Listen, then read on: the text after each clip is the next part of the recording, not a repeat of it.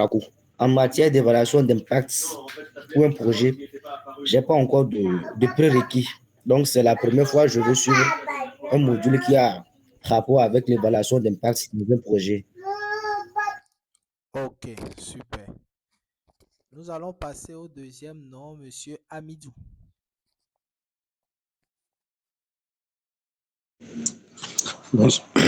Bonsoir tout le monde. J'espère que vous allez bien. Moi, c'est Yahi Baba Amadou Amidou. Je vous suis depuis Parakou, Bénin. Bon, c'est la première fois, je n'ai pas encore d'expérience. Je ne suis qu'un débutant. Merci. Ok, merci, Monsieur Amidou. On passe à Monsieur Christian Kapochichi.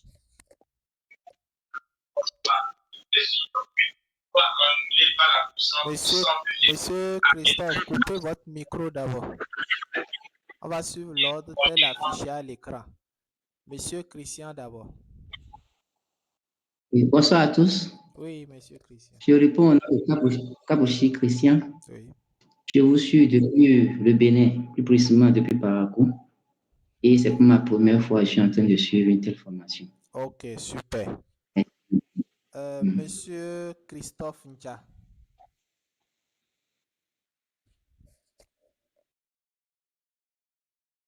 Monsieur Christophe nous reçoit. Votre micro est fermé. C'est ouvert? Oui, c'est bon maintenant. Ici, c'est Christophe Ncha, depuis Tukuntuna, dans la Takora. Ok, super. C'est pour ma première fois, je suis un débutant. Ok, merci. Total. Merci, Monsieur Christophe. Tukuntuna, je rappelle que c'est au Bénin. Pour ceux qui ne sont pas du Bénin. Monsieur Emmanuel. Voilà. Oui, bonsoir, chers tous. Je suis Finayo Emmanuel. Je suis au Bénin, précisément. Je réside à Calavier, mais actuellement, je suis à Boycon. Bon, en fait, j'ai quelques prérequis en matière d'évaluation d'impact en termes de validation de documents, d'évaluation d'impact et autres choses quand même. Donc, c'est juste pour approfondir mes connaissances. Merci beaucoup. Merci, Monsieur Emmanuel. Monsieur Farah Marcel.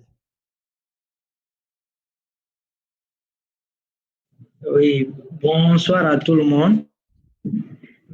Moi, c'est Farah Marcel Kamano. Je vous suis depuis la Guinée-Conakry et précisément à Cancan. Donc, en matière de formation sur l'évaluation impact d'un projet, c'est ma première participation. J'ai quand même participé à la collecte des données pour un projet à un moment. Pour la formation, c'est une première. Merci beaucoup.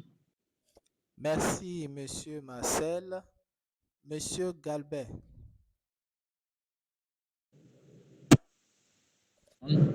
Je suis Galbert Semenvo, je suis le coup depuis Cotonou, Bénin. Donc, comme beaucoup de précédents, je n'ai pas encore de prérequis dans le domaine, même si à ce niveau du parcours de compétences, on peut comprendre, on peut s'imaginer un peu à quoi ça va ressembler. Donc, ce cours est le bienvenu pour moi. Ok, merci, Monsieur Galbert. Et pour finir, Monsieur Fofana.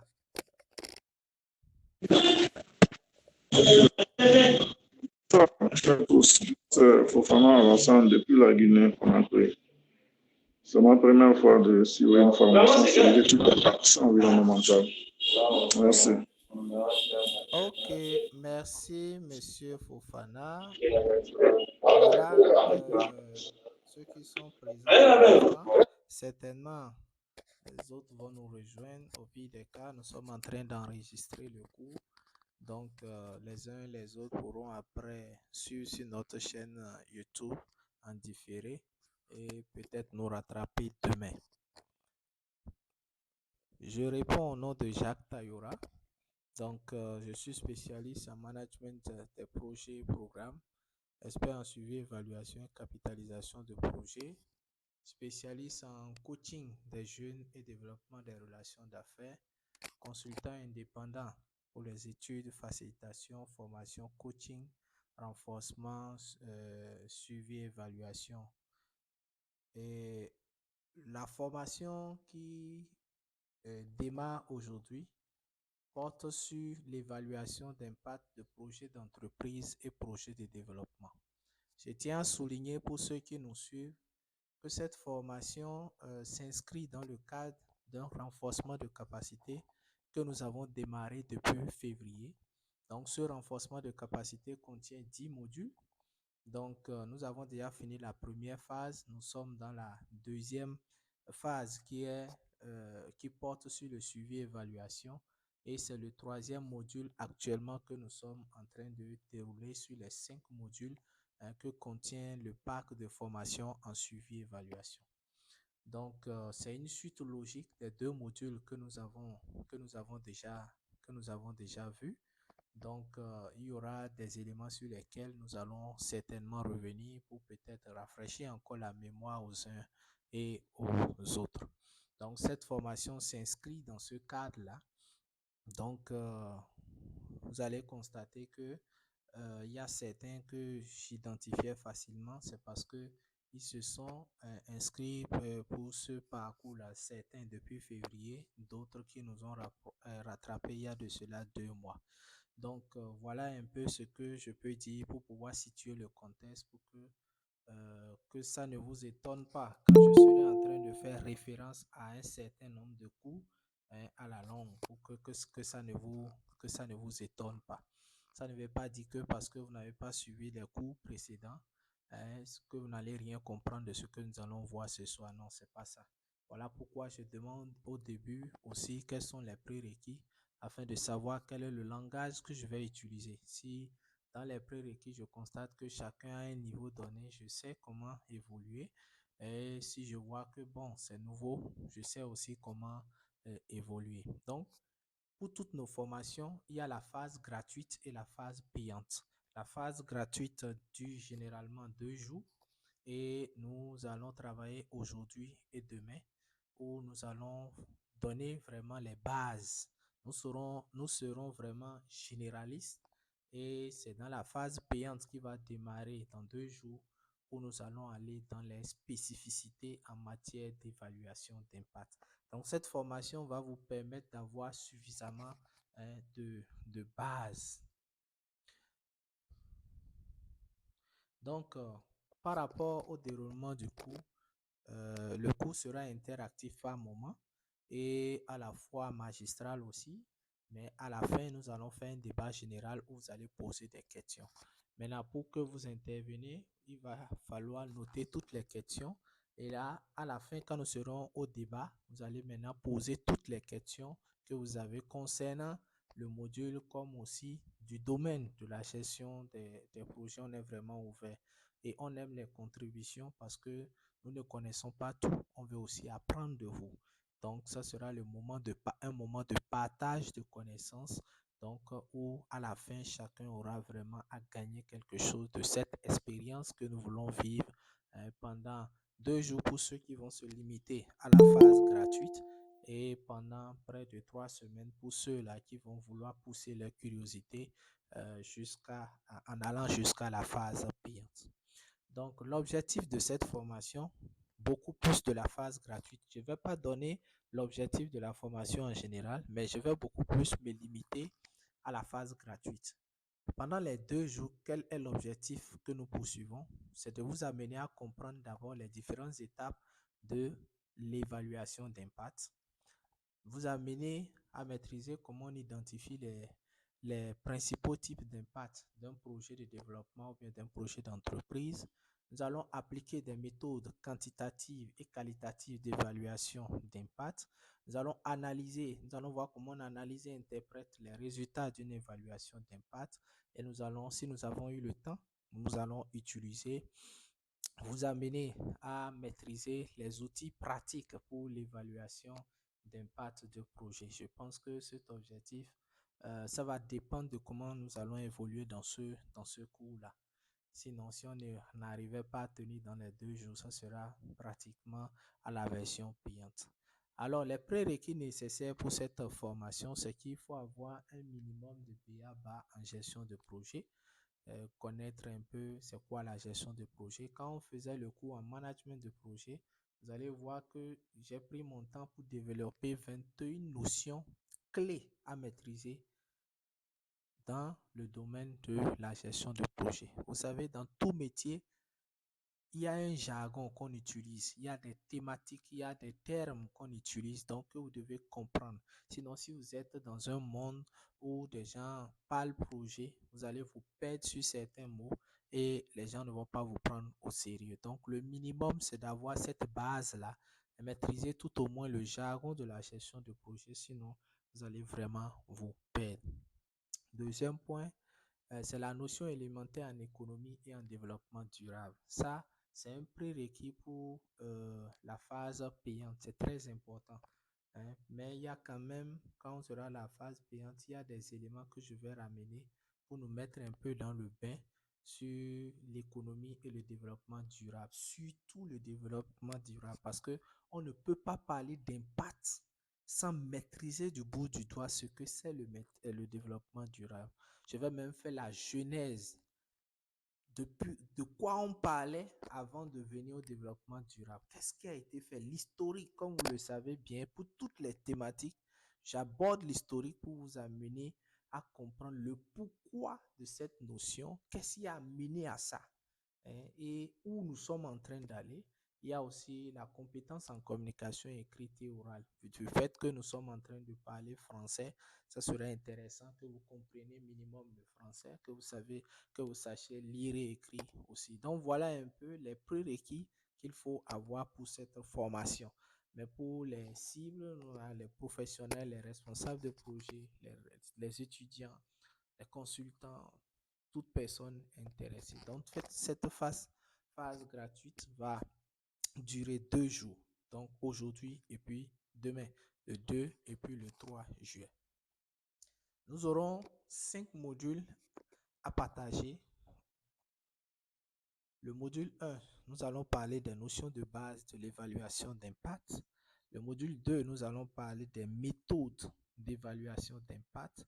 Le module 3, ça sera les étapes de l'évaluation d'impact. Le module 4, ça sera les outils et techniques pour l'évaluation d'impact. Et je pense que le module 5, ce sont les études. J'aurais aimé que nous abordions les 3 premiers modules aujourd'hui et on fait le débat. Et puis le module 2 et le module 5, nous allons aborder ça demain. Et ça sera beaucoup plus les exercices et autres. Donc, nous allons aborder ces 2 modules-là demain. Et après quoi, nous allons passer à la phase payante.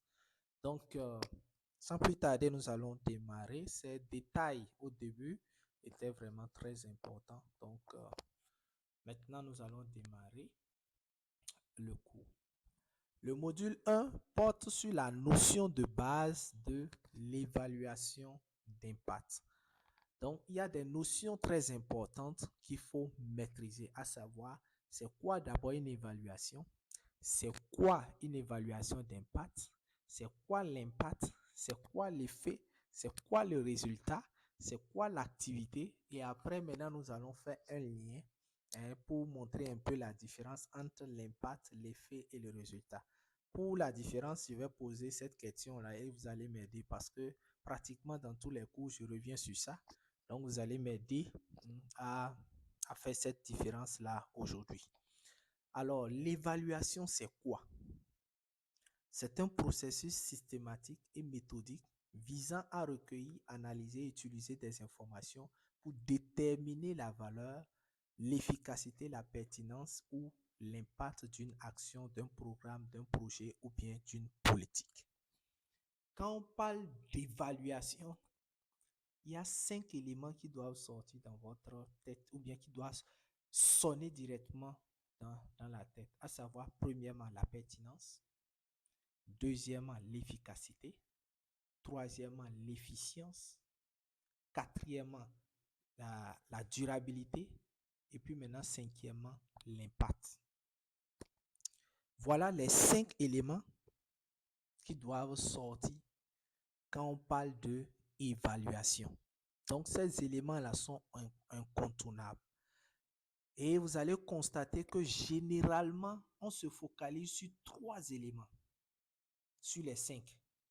3. Vous allez voir que depuis un moment, il y a un 6e élément qui s'est ajouté. On parle aujourd'hui aussi de la cohérence. Donc, il s'est ajouté sur ces 5 éléments. Efficacité, pertinence et puis maintenant impact. Est-ce que quelqu'un peut m'aider à expliquer c'est quoi l'efficacité, la pertinence et l'efficience? On va s'arrêter sur ces 3-là. Efficacité, pertinence et puis impact. Si la personne peut prendre aussi un exemple, ça va nous aider. Quand est-ce qu'on dit qu'un projet est pertinent, est efficace et efficient? Volontaire pour m'aider. Vous levez juste la main, on vous donne la parole. Oui, monsieur Emmanuel. Ok, merci beaucoup, monsieur Jacques. Je me jette à l'eau. Bon, on commence par la pertinence, non? Oui. On dit qu'un projet est pertinent lorsque il répond aux besoins des bénéficiaires. Vous avez parlé d'exemples. Je dis par exemple, les bénéficiaires ont une difficulté d'accès en eau potable. Si le projet arrive à donner satisfaction aux bénéficiaires en matière d'accès en eau potable, on peut dire que ce projet-là, il est pertinent. Et le second thème, c'est, je crois, l'efficacité, vous avez dit. Hein? Oui. On dit que le projet est efficace lorsque ça permet d'atteindre les résultats attendus. Et enfin, l'impact. L'impact, ça se mesure après la fin du projet et c'est voir si les résultats atteints durent dans le temps. Bon, là, je ne parle pas encore de la durabilité, mais l'impact, c'est voir si, bien à 5 ans, bien 3 ans après le projet, les résultats atteints sont toujours là, quoi. Merci. Merci, monsieur Emmanuel. Est-ce que quelqu'un d'autre a quelque chose à ajouter sur la réponse de monsieur Emmanuel? Oui, monsieur Marcel.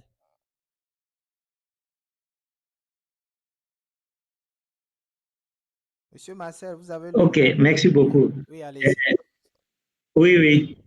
Voilà.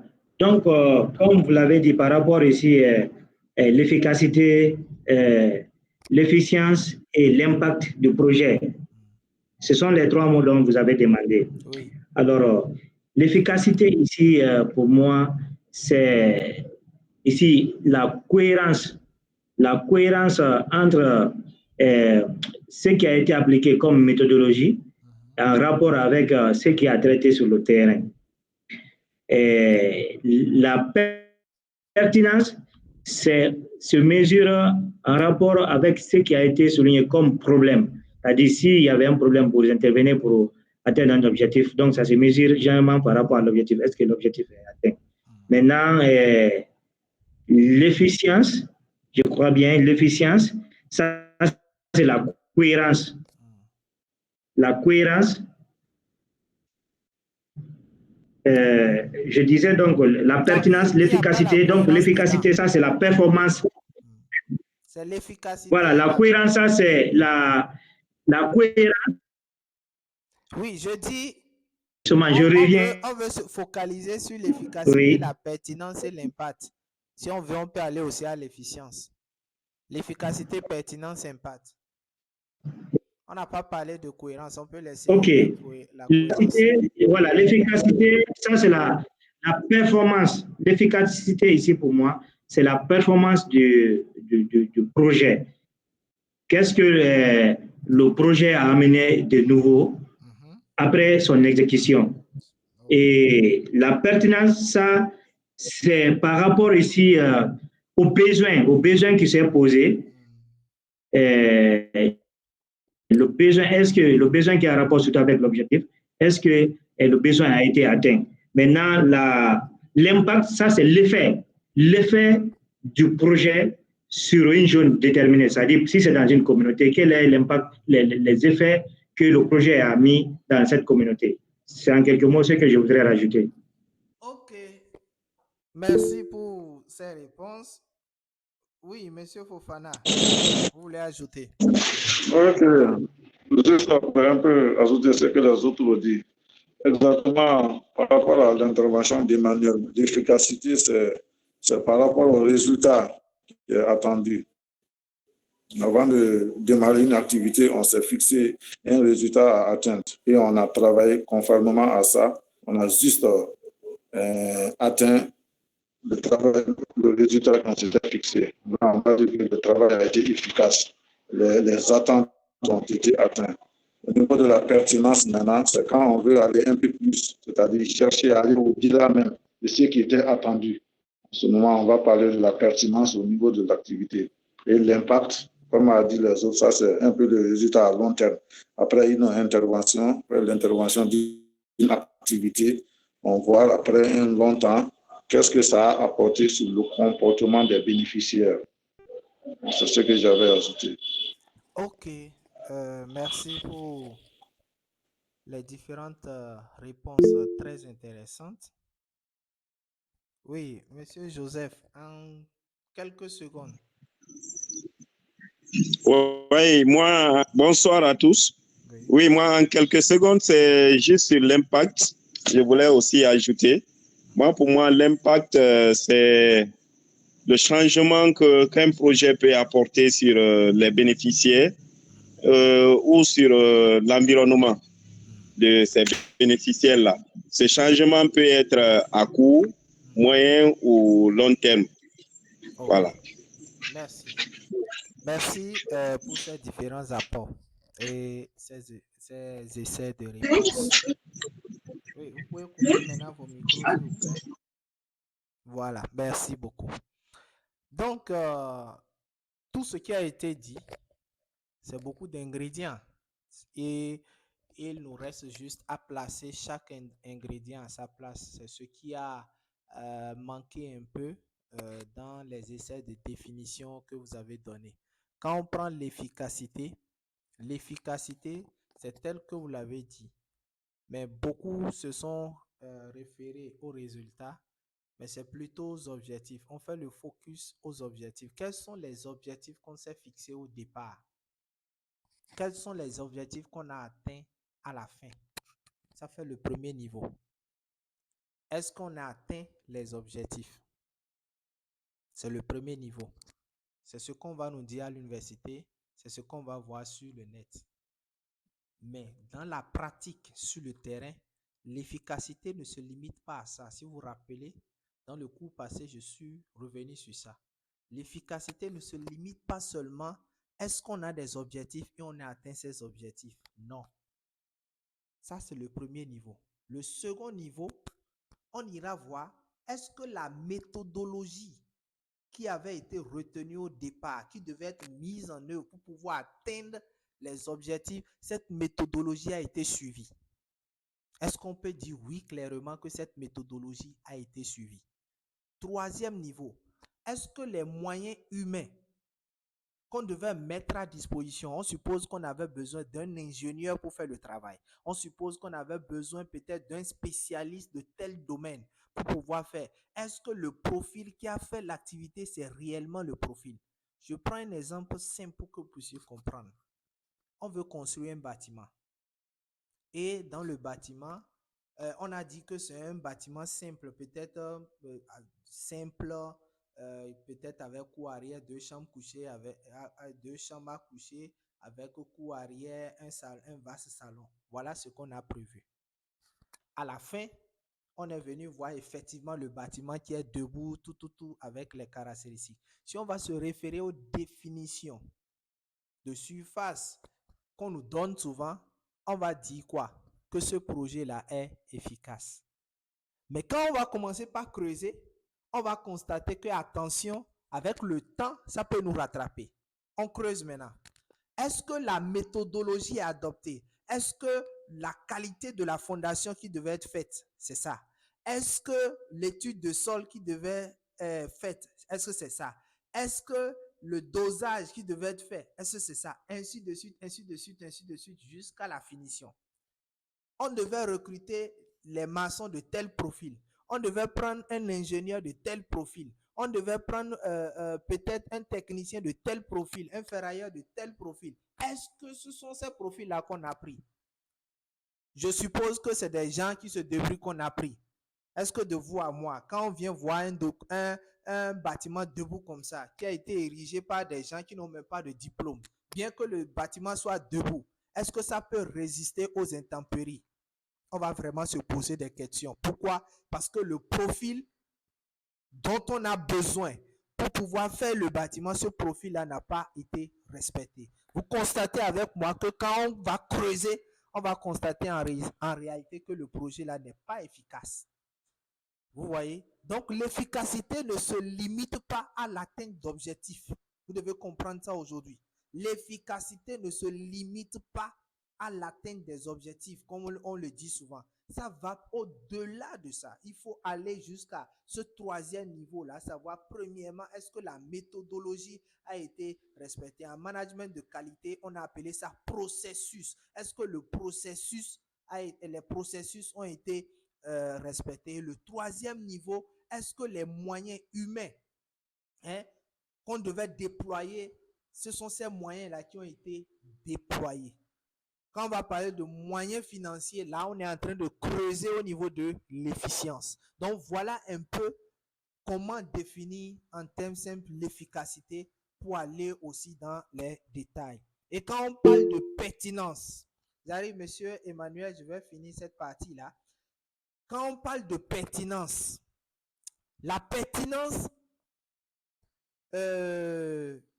monsieur Emmanuel l'a défini tout à l'heure, il y a un mot seulement qui a manqué, clé.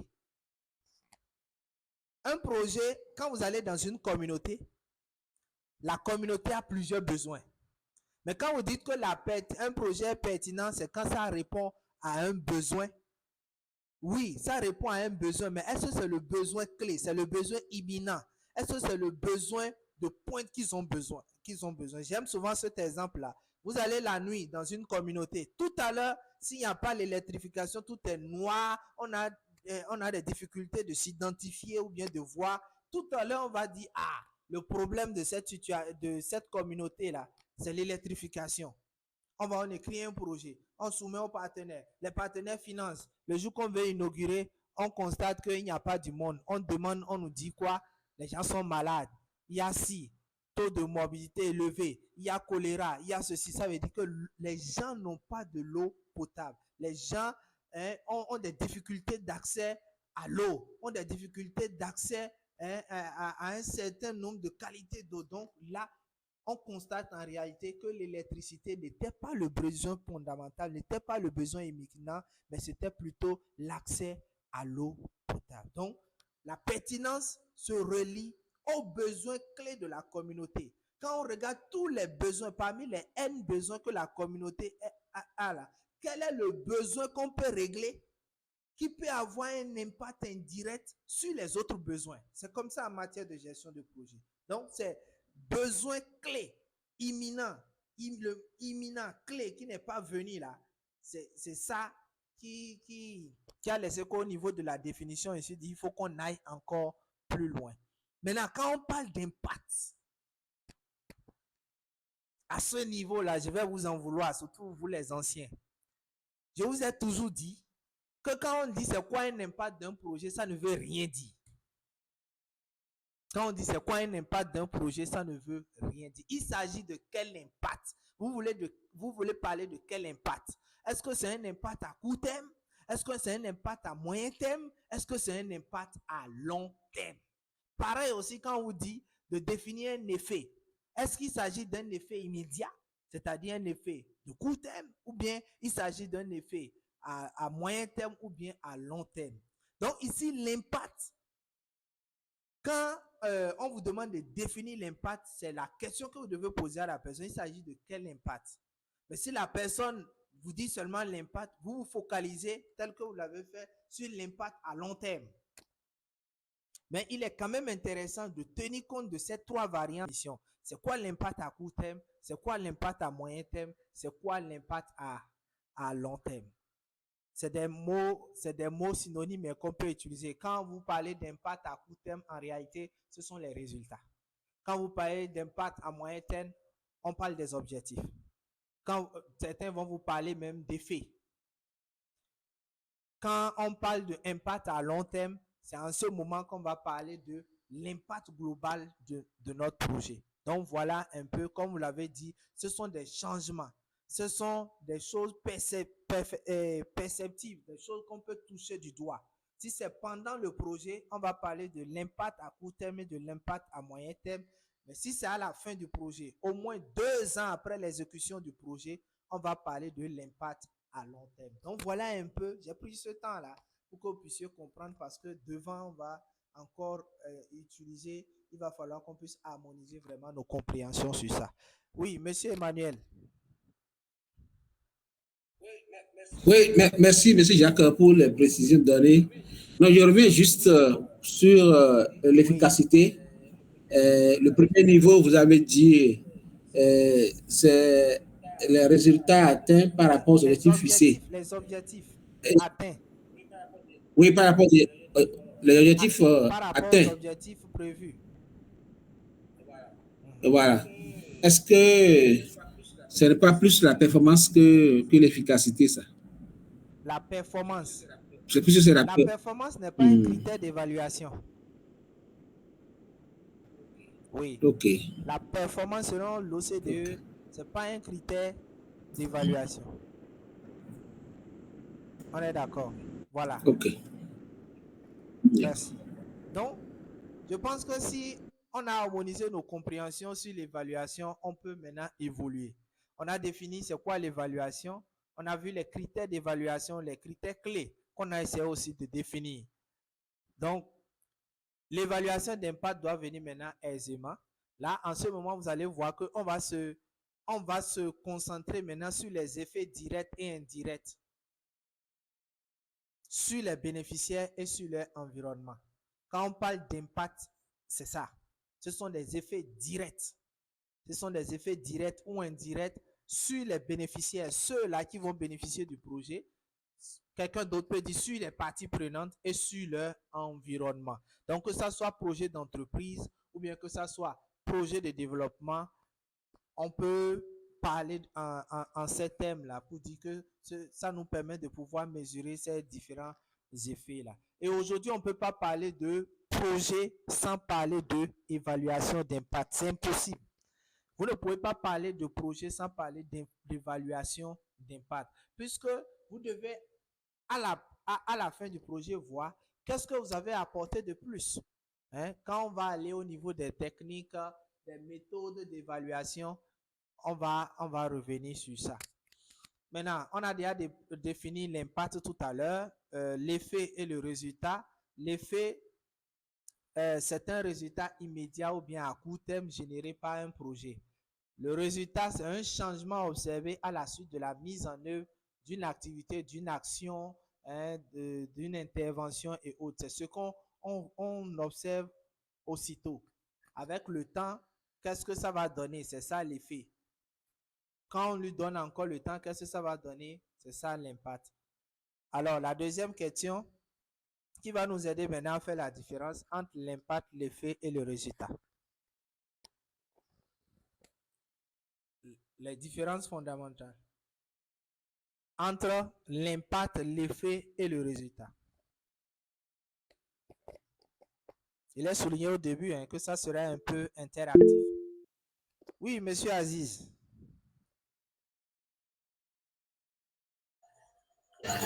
Oui, merci beaucoup. Oui, et impact, effet et résultat. Je crois que la différence entre ces trois notions-là est au niveau du temps. Je veux dire par là quoi? Si dans le cadre de l'exécution d'un projet, on met en œuvre une activité par exemple, lorsque l'activité est mise en œuvre, ce qu'on a comme tout premier résultat, ça s'appelle, et comment dit-on, c'est l'extra, c'est le produit. Mais plus tard, lorsque on a assez de produits, l'ensemble des produits concourent à ce qu'on appelle le résultat. Maintenant, lorsque on continue avec les autres activités, avec le temps, les résultats vont se transformer en effet et plus tard, on aura l'impact. Si c'est que je dois peut-être prendre un exemple, je suppose qu'on veut peut-être sensibiliser une population par rapport à la mise en œuvre d'une pratique agricole, par exemple. Si on commence l'activité, peut-être formation de 10 femmes, par exemple, le résultat là, c'est que 10 femmes ont été formées et ont commencé par appliquer. Maintenant, parlant de l'effet, l'effet c'est plus tard, mais toujours dans le cadre du projet, peut-être, disons, 2 ou 3 ans, et après la mise en œuvre de l'activité, au niveau de l'effet, qu'est-ce qu'on va remarquer? On va remarquer que les 10 femmes qui ont commencé par une condition de vie ou bien une amélioration de leur revenu, ça, on peut appeler ça effet. Mais l'impact, c'est généralement après le projet. Peut-être que c'est un projet de 5 ans, l'impact, c'est après. Donc, si le projet, c'est pour 5 ans et le projet termine aujourd'hui, peut-être en 2025, on revient peut-être 2 ou 3 ans après la fin du projet et on remarque que les 10 femmes qui, entre-temps, on a remarqué qu'elles ont commencé par améliorer leurs conditions de vie grâce à la formation dont elles ont été bénéficiaires. Non seulement elles continuent par pratiquer, mais elles ont aussi impacté d'autres femmes qui ont appris de ces pratiques-là et elles aussi, elles ont commencé par améliorer leurs conditions de vie et cela a peut-être un impact global sur le village ou bien la localité.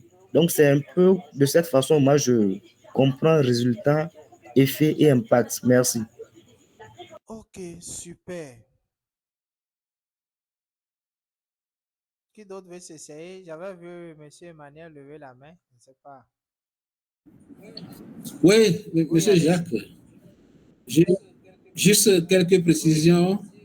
Si je prends son exemple de formation, la nuance que je voudrais faire, les résultats, comme il a dit, c'est que les 10 femmes ont été formées. Il y a ça les résultats. Mais si les femmes qui sont formées ont commencé par appliquer la formation, moi je dirais déjà que nous sommes au niveau de l'effet déjà, de l'effet de la formation. Maintenant, quand les femmes ont appliqué la formation et que au finish, par exemple, si c'est sur l'itinéraire technique d'une filière donnée, d'une production donnée, on peut déjà dire que si ça permet d'améliorer le rendement, ça permet d'améliorer le revenu des femmes, on est déjà au niveau de l'impact. Donc, bref, c'est pour dire que c'est les 3 niveaux de changement qu'on peut avoir après dans la mise en œuvre d'un projet. Le premier niveau, c'est le résultat. Le deuxième niveau, c'est les effets. Et puis, le troisième niveau, c'est les impacts. Et puis, l'impact, on dit souvent que c'est une contribution. C'est beaucoup de projets qui contribuent à avoir l'impact. Merci beaucoup. Ok, c'est intéressant. Vous avez dit de très belles choses et je pense que ça montre encore que vous suivez vraiment les cours que nous faisons. Donc, c'est exactement ça. Je vais ajouter quelques précisions. C'est par rapport aux résultats. On ne peut pas parler de résultats sans avoir parlé en amont de produits attendus. Si je prends l'exemple, on a formé les femmes. Si à la fin de la formation, c'est 30 femmes, à la fin de la formation, on a formé 30 femmes, les 30 femmes qu'on a formées, ce n'est pas encore un résultat, mais c'est plutôt un produit. ce qu'on a à la fin de l'action aussitôt, ce n'est pas encore un résultat, mais c'est un produit attendu. C'est ce que nous avons obtenu. Les femmes, les 30 femmes, c'est un exemple que je prends, les 30 femmes que nous avons formées sur les bonnes pratiques agricoles pendant 3 jours, au terme des 3 jours, nous avons un produit attendu. Nous avons 30 femmes qui ont été formées. Maintenant, après, quand nous allons finir, que chaque femme va rentrer chez elle, la saison commence et les femmes là ont commencé par pratiquer les bonnes pratiques qu'on a enseignées. C'est en ce moment on va parler de résultats. Tant qu'il n'y a pas application d'une action que vous avez apportée, il n'y a pas encore résultat. C'est quand ces personnes-là se jettent à l'eau, commencent par mettre en application l'action que vous avez apportée, c'est en ce moment on parle de résultat. Ça veut dire que si à la fin, les pluies ont commencé et qu'aucune femme n'a pratiqué, n'a appliqué dans son exploitation, ça veut dire que notre projet n'a eu aucun résultat. Vous allez voir quand on veut mesurer un résultat, par exemple, l'exemple qu'on a donné pour pouvoir mesurer le résultat, on va dire le nombre de femmes ayant appliqué au moins une des bonnes pratiques. On suppose que c'est 3 bonnes pratiques. On peut dire nombre de femmes ayant appliqué au moins 2 des bonnes pratiques. Si on compte et qu'on voit que toutes les femmes ont appliqué une seule bonne pratique alors que c'est 2 qu'on voulait, ça veut dire qu'on n'a pas aussi atteint le résultat. Donc, une fois que ces femmes-là vont appliquer dans leur exploitation et que ça va donner des résultats, la campagne prochaine, elles vont encore appliquer.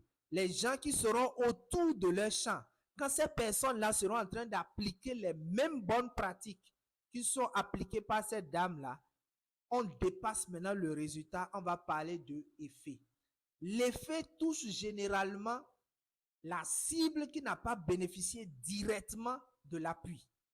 Ça veut dire que toute personne que nous allons rencontrer qui applique ces bonnes pratiques, qui ne fait pas partie de ces 30 femmes, ces personnes-là seront catégorisées au niveau des effets. Ça veut dire que notre projet a eu des effets. Ça veut dire quoi? Nous avons formé 30 femmes qui ont appliqué. Quand on est venu pour constater et voir comment ça se passe dans la communauté, on a remarqué qu'il y a eu 130 femmes. Ça veut dire qu'on a un résultat sur les 30 et on a 100 autres qui sont en train d'appliquer. Ça veut dire que notre projet a dépassé les résultats. On est au niveau des effets. Maintenant, l'impact se mesure, comme l'avait dit, à la fin du projet. On suppose qu'à la fin du projet, quand on a fait l'évaluation finale, sur les 30 femmes qu'on a formées, on a finalement trouvé 130 mélangées d'hommes, femmes, jeunes et autres. 2 ans après, on revient pour voir parmi les 30 femmes-là, comme il n'y a plus d'appui, il n'y a plus d'accompagnement, peut-être il y avait des techniciens qu'on avait recrutés, qu'on payait, il n'y a plus ça, il n'y a plus atelier, il n'y a plus ci, il n'y a plus ça. Combien de femmes, des 30 femmes-là, continuent d'appliquer? Et à travers un ratio, ou bien des ratios que nous allons voir un peu plus loin, comment calculer ces ratios, on apprécie maintenant pour voir si notre projet a eu un impact. Mais rappelons que quand on sera à la fin du projet, il y aura d'impact. Mais là, on va parler de l'impact à court terme et de l'impact à moyen terme, c'est-à-dire des résultats et des effets. Donc, quand on parle de l'impact à court terme, on parle des résultats. L'impact à moyen terme, on parle des effets. Donc, l'impact à long terme, quand on va revenir dans ces 2 ans, on va essayer de compter d'abord au niveau des 30, c'est-à-dire les acteurs directs. Parmi les 30, combien sont en train d'appliquer? Si on peut compter dedans 20 par exemple, ou bien pourquoi pas toutes les 30 femmes qui continuent pas à appliquer, on peut dire que notre projet a eu un grand impact sur la communauté. Donc, et après on va au niveau des 100. Pour voir parmi les 100, combien de personnes continuent pas à appliquer. Si sur les 30, 130, avec le ratio qu'on aurait déjà défini, si peut-être on peut peut-être avoir 80%, on peut maintenant conclure pour dire que notre projet a un fort impact sur la communauté. Donc, voilà un peu ce qu'il faut retenir au niveau de l'impact, l'effet et puis maintenant, résultat. Donc, l'impact, c'est ce que l'on constate plus tard. L'effet, c'est ce qui se produit immédiatement après l'action. Le résultat, c'est le bilan concret d'une action à la fin de celle-ci. Donc, voilà un peu. J'arrive à M. Fofana. En termes d'impact, quelles sont les caractéristiques? C'est souvent difficile à mesurer immédiatement. On ne peut pas faire des actions en 1 an, 2 ans, voire même 3 ans et commencer par parler d'impact. Ce n'est pas possible. C'est difficile de mesurer ça immédiatement. Ça se manifeste plus tard, parfois plusieurs années après l'action. Vous pouvez mener l'action aujourd'hui et c'est peut-être après 3 ans, 4 ans, 5 ans, voire même 10 ans que vous allez voir l'impact. A un effet large sur la société, l'économie et l'environnement. On a juste accompagné 30. On suppose que 2 ans après, on est venu, en allant, on est à 130. On suppose qu'on revient, on se retrouve à 1000, on se retrouve à 2000. L'impact est beaucoup plus large et l'impact n'est pas observable que sur la cible qui a bénéficié de l'action. Ça doit être sur la société, sur l'économie, sur l'environnement. L'effet, c'est immédiat et à court terme. Ça veut dire que pendant la mise en œuvre du projet, on peut constater les effets. C'est directement lié à l'action entreprise et l'effet peut être positif ou bien négatif au niveau des résultats. C'est mesurable et concret. On peut mesurer les résultats. On peut voir un peu en termes de deuxième caractéristique, atteint à la fin d'une action ou d'un projet est souvent aligné avec les objectifs précis. Donc, voilà un peu les différences fondamentales entre l'impact, l'effet et puis le résultat. Voilà. Donc, monsieur Fofana, si c'était une question, je vous prie de noter la question. On va y revenir au moment des questions. Alors, on ne peut pas parler aussi... Non, c'est on peut pas parler aussi d'impact sans parler aussi d'indicateurs d'impact. Nous avons plusieurs types d'indicateurs que nous avons vus dans les cours précédents. Ici, on va juste se focaliser sur l'indicateur d'impact. L'indicateur d'impact se focalise sur les changements générés par le projet. Lui, c'est beaucoup plus changement. C'est beaucoup plus changement. Voilà pourquoi il est orienté qualité. Donc, vous allez voir que lui, il se focalise généralement sur les indicateurs en lien avec la qualité, c'est-à-dire l'amélioration, par exemple, de la satisfaction des bénéficiaires, les témoignages, c'est beaucoup plus ça. Ensuite, nous avons les groupes témoins. On va voir ici principalement 2 méthodes. La méthode qui va parler des groupes témoins et nous allons parler aussi de groupes constitués. Donc, on va beaucoup plus expliquer ça à ce niveau. L'évaluation ex-post, c'est une évaluation qui est réalisée à la fin du projet. Donc, ça permet de pouvoir mesurer l'impact du projet. Donc, en termes de rappel, on a 4 types d'évaluation selon le temps, parce que les évaluations sont classifiées selon des thématiques. Selon le temps, nous avons l'évaluation préalable qu'on appelle l'évaluation de départ ou bien de démarrage. Nous avons l'évaluation à mi-parcours qui se fait généralement au moins 2 ans après l'exécution du projet. L'évaluation de démarrage, c'est avant l'exécution du projet. Ensuite, troisième évaluation, nous avons l'évaluation finale qui se fait souvent à la fin du projet. Généralement, ça commence dans la 4e année du projet si c'est un projet de 5 ans. Donc, l'évaluation doit démarrer normalement dans le dernier semestre du projet. Et l'évaluation ex-post, qui est une évaluation qui se fait à la fin du projet, comme on l'a dit tout à l'heure, c'est minimum 2 ans après l'exécution du projet.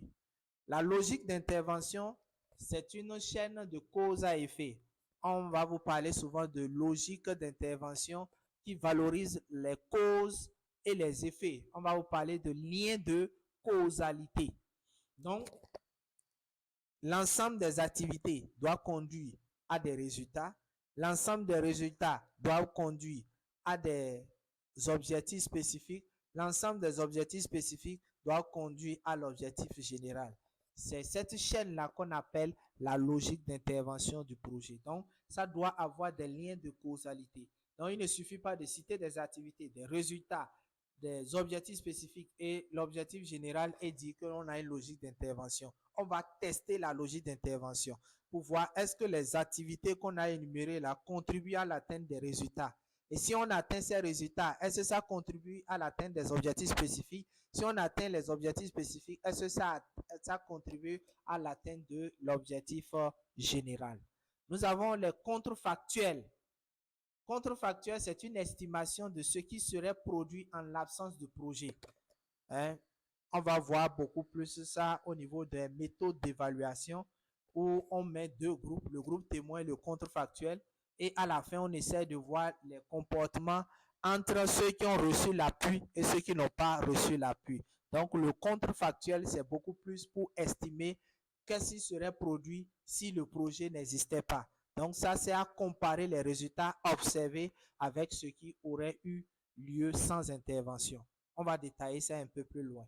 Nous avons l'analyse des coûts-bénéfices, qui est une méthode très utilisée dans tous les types d'impact, à savoir l'impact économique, l'impact social et l'impact environnemental. L'analyse des coûts-bénéfices s'applique sur tous les types d'impact. Donc, c'est une méthode qui est utilisée pour évaluer la rentabilité surtout du projet.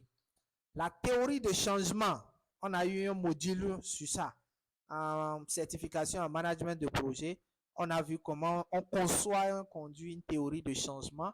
Donc, à ce niveau, nous allons retenir que la théorie de changement, c'est un cadre qui décrit comment et pourquoi un projet est censé entraîner des changements souhaités. Donc, la théorie de changement permet de pouvoir montrer clairement quelle est la vision de notre projet.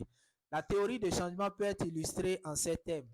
Je suis à un point de départ et je veux aller quelque part. On peut prendre ça comme une échelle. Donc, vous allez voir que l'échelle a souvent des barrettes. Vous mettez un pas, le second pas, le troisième pas. Vous ne pourrez pas quitter du premier pas au cinquième pas en même temps. Ce n'est pas possible.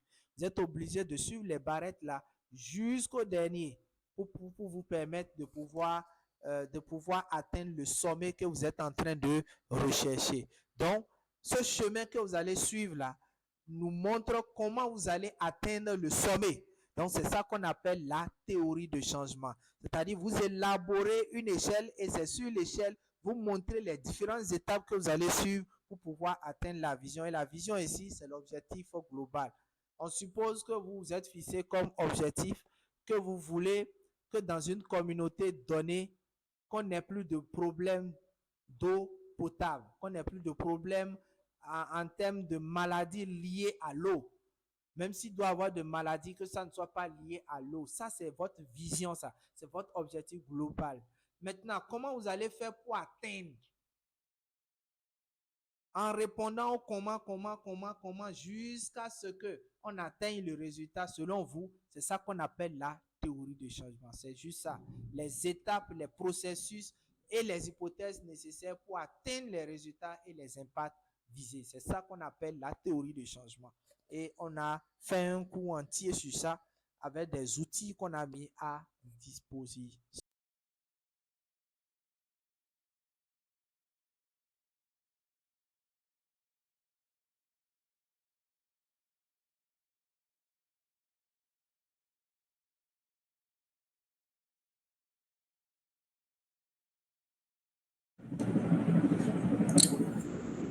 Monsieur Jacques, on ne vous écoute plus, hein? Un instant. Il y a le micro que j'utilisais qui est déchargé. Donc, comme c'est connecté directement, je ne pourrai pas. Okay. Donc, je prends le deuxième et je serai en train de charger l'autre. Voilà. Vous me recevez maintenant? Voilà. Oui, c'est bon. Donc, ensuite, nous avons la durabilité qui désigne la capacité d'un projet à maintenir ses aspects à long terme et ses impacts, du moins à long terme, après la fin d'intervention. Les actions de durabilité ne se mènent pas à la fin du projet ou bien à quelques jours de la fin du projet. Les actions de durabilité se mènent au début du projet. Donc, depuis le démarrage du projet jusqu'à la fin du projet. Vous allez voir que les dynamiques des projets aujourd'hui, si les premières années, on apporte 100% d'accompagnement à une cible, la deuxième année, on réduit à 80%, la troisième année, on ramène à 5%, la quatrième année, on amène à 20% et à la dernière année, il n'y a pas d'accompagnement. Là, et vous allez voir, la compensation se fait par la communauté elle-même. Ce qui fait qu'à la fin, ils sont suffisamment aguerris, donc ça leur permet de pouvoir eux-mêmes voler de leurs propres ailes. Les méthodes quantitatives, les méthodes qualitatives, l'impact social, l'impact environnemental l'évaluation participative, tous ces éléments sont des types de méthodes d'évaluation d'impact que nous allons voir dans le cours. Ici, à la version gratuite, comme je l'ai dit au début, on sera généraliste. Donc, on ne va pas voir comment on fait l'impact social, l'impact environnemental et puis l'impact économique. Mais on va voir comment on évalue l'impact en général. Mais dans le cours payant, on va prendre chaque type d'impact qu'on va creuser. Parce que ici, on n'a pas suffisamment le temps. Vous voyez, j'avais voulu qu'on continue le débat, qu'on pose encore des questions, mais on n'a pas vraiment le temps. Il est déjà 21h. On est pressé par le temps. Je viens maintenant au module 2. Le module 2 porte sur les méthodes d'évaluation. Donc, je vais seulement aborder deux approches.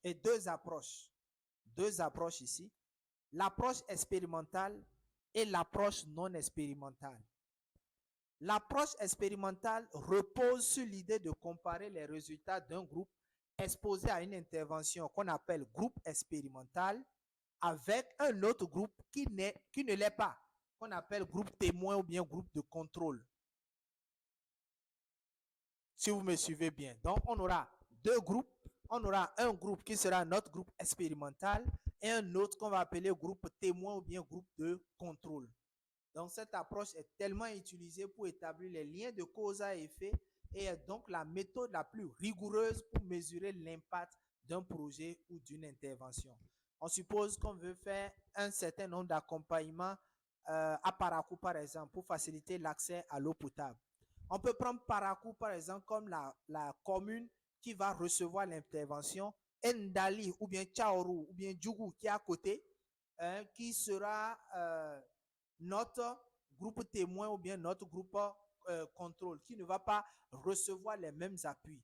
Et là, à la fin, on va essayer de comparer quel est le niveau de vie des Paraquois et le niveau de vie des Djougois, ainsi de suite, sur les thématiques que nous-mêmes, on aurait identifiées pour nous permettre de pouvoir évaluer vraiment l'impact de notre projet sur ces différentes cibles.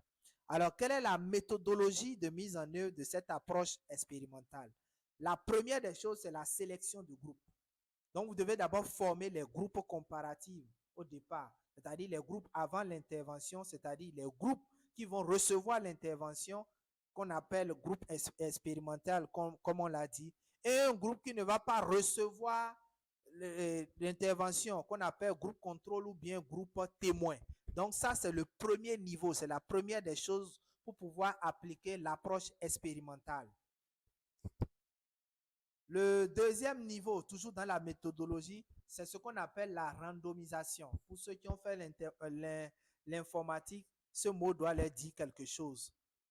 Donc, c'est un élément clé des études expérimentales qui permet de pouvoir faire l'assignation aléatoire des participants ou bien des groupes expérimentaux et témoins. Donc, cela permet de réduire les biais. Donc, ça veut dire quoi? C'est de pouvoir faire des choix aléatoires.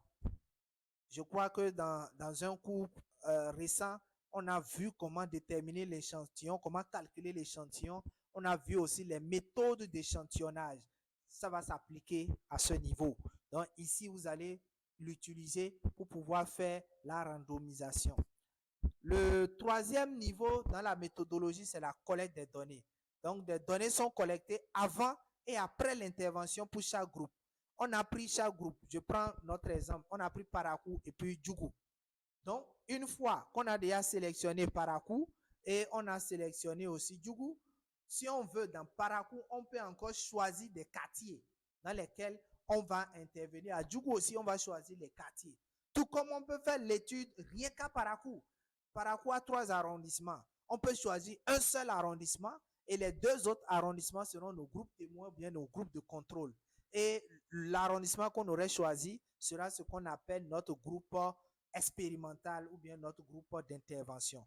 Donc, on va collecter maintenant les informations avant la mise en œuvre du projet au niveau de chaque groupe. On va prendre le groupe expérimental, on va collecter des informations. Le groupe non expérimental, on va collecter aussi des informations qu'on va appeler des données de base, des données de référence. Au fur et à mesure qu'on évolue dans la mise en œuvre de notre projet, on va continuer toujours par collecter les données au niveau des 2 groupes.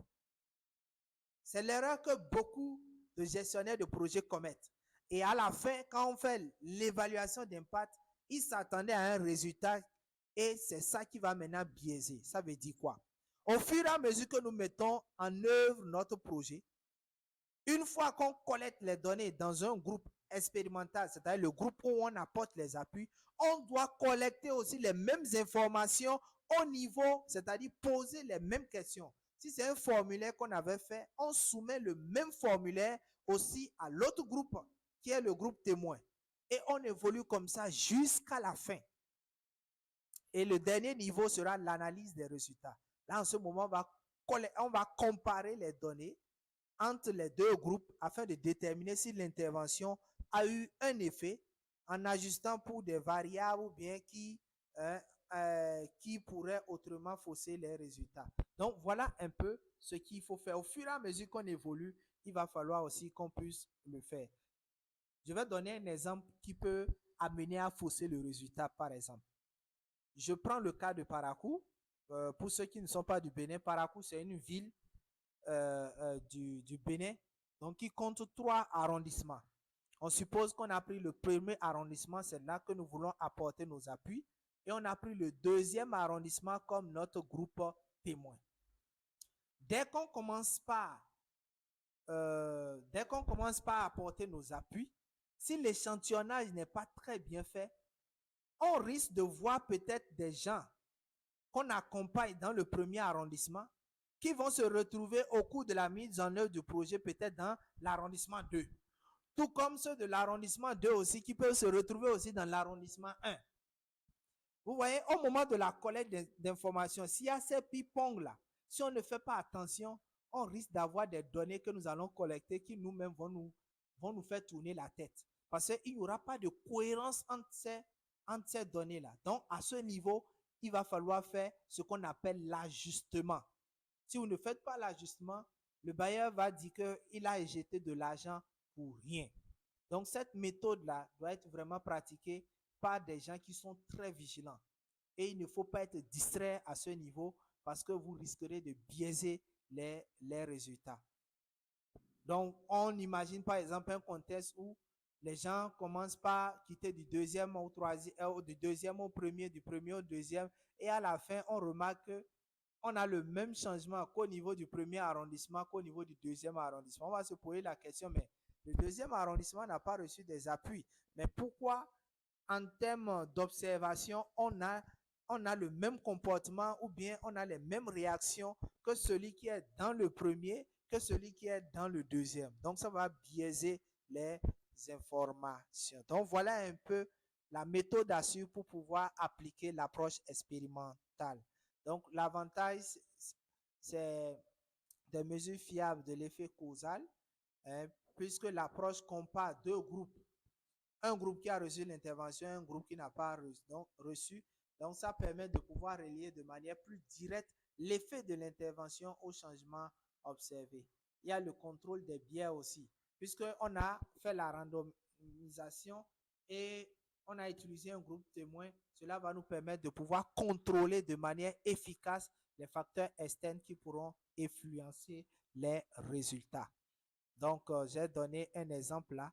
Imaginons un projet de santé visant à améliorer les habitudes alimentaires des jeunes dans une ville en particulier. Le groupe expérimental, ça sera un groupe de jeunes qui participent au programme. Et le groupe témoin, ça sera un groupe de jeunes qui ne participent pas au programme. Donc, l'impact du programme sera mesuré en comparant avant et après l'intervention les changements dans les habitudes alimentaires des deux groupes. Au niveau des limites, c'est que ça coûte cher.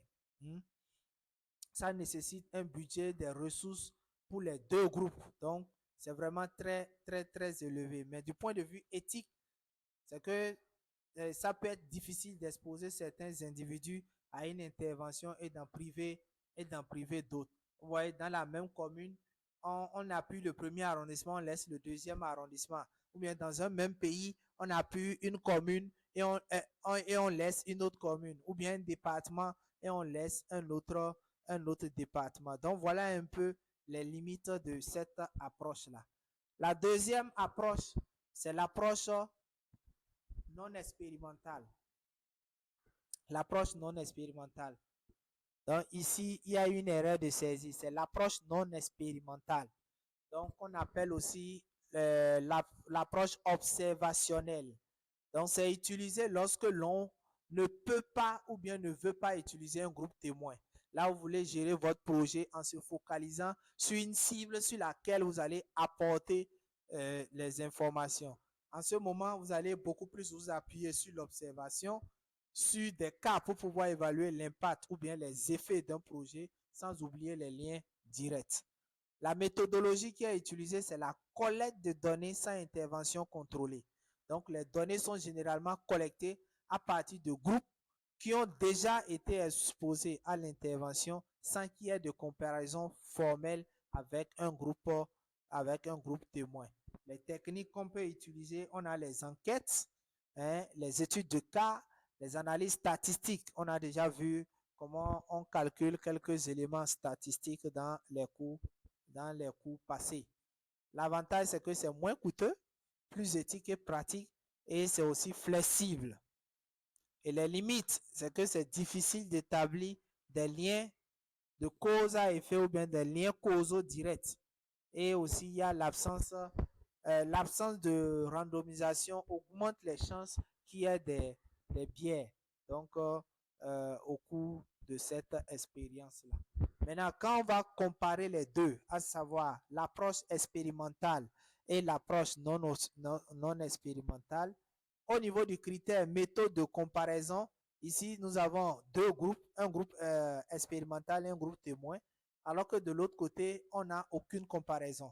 Au niveau de la causalité, la première approche nous permet de démontrer une relation causale. Au niveau de la deuxième approche, c'est plus difficile et de prouver la causalité. C'est très compliqué. Il faut vraiment avoir un niveau d'observation élevé pour pouvoir déterminer les liens de causalité. Les contrôles de biais. La première approche contrôle fort les biais grâce à la randomisation, alors qu'au niveau de l'approche non expérimentale, c'est moins.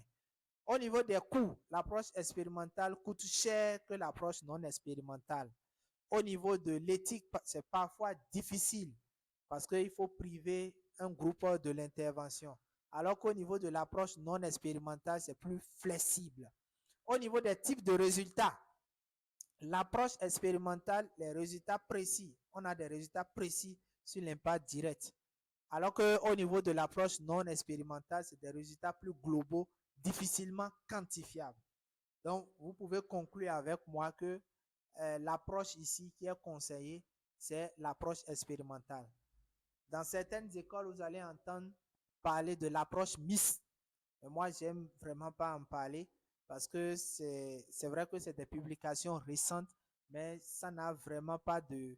Quand on lit le contenu, ça ne convainc pas. C'est pour cela que je me limite à l'approche expérimentale et l'approche non expérimentale. Au niveau des méthodes ici, comme je l'avais dit, nous avons la première méthode qui est applicable à tous les impacts, c'est la méthode ACB, c'est-à-dire analyse des coûts et des bénéfices.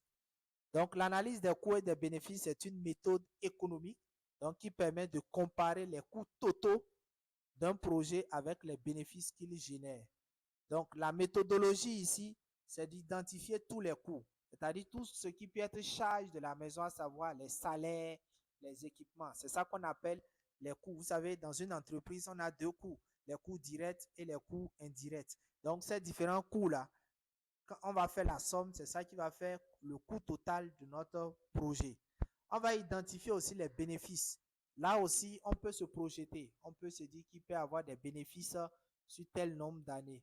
On calcule maintenant le ratio. Le ratio, vous faites seulement le coût sur le bénéfice. C'est juste ça. Vous allez faire le total des bénéfices du moins sur le coût total. Et quand vous finissez, vous pouvez calculer aussi la valeur actuelle nette, qu'on appelle la vanne. Si la vanne est positive, c'est que le projet est rentable. Ou bien si la vanne dépasse les coûts totaux, donc c'est aussi rentable. Voilà. On va prendre un exemple pour que vous puissiez mieux comprendre. Donc, j'ai profité ici pour partager avec vous les différentes formules de vanne. Nous avons 7 au total. On ne peut pas parler de toutes les formules, mais on va quand même partager, je crois, 3 ici. 4. Donc, les 3 autres, on aura beaucoup plus le temps à la phase payante. Vous pouvez calculer, il y a une formule de base. C'est la formule de base ici, qui est la première formule, qui fait la somme des flux nets de trésorerie. Les flux nets, ce sont les bénéfices nets. Donc, les flux nets de trésorerie sur la somme de taux d'actualisation moins maintenant le capital que nous avons investi. La deuxième manière de calculer la vanne, c'est quand on a des flux constants. Le premier cas, c'est quand on a des flux variables. Maintenant, ici, quand on a des flux constants, on n'a plus besoin de faire la somme. On peut prendre juste un seul flux divisé par le taux d'actualisation et on va soustraire juste le capital. Si c'est positif, ça veut dire que notre projet est rentable. Si c'est négatif, ça veut dire que notre projet n'est pas rentable. Mais attention, ici, je prends juste 3 éléments pour pouvoir justifier que le projet est rentable. À savoir, nous allons parler de l'ACB, l'analyse coût-bénéfice. Nous avons parlé de la vanne que je suis en train de parler ici. Donc, et aussi les différentes variantes. Donc, ça fait les 3 niveaux. Donc, à ce niveau, on peut conclure ici. Mais dans la pratique, il y a d'autres éléments qui interviennent, à savoir le tri, le taux de rentabilité interne. On a l'indice de profitabilité. On a la durée de remboursement, de récupération aussi, qu'il faut aussi prendre en compte. Donc, voilà les différents éléments qu'il faut prendre en compte avant de dire qu'un projet est rentable. On est d'accord.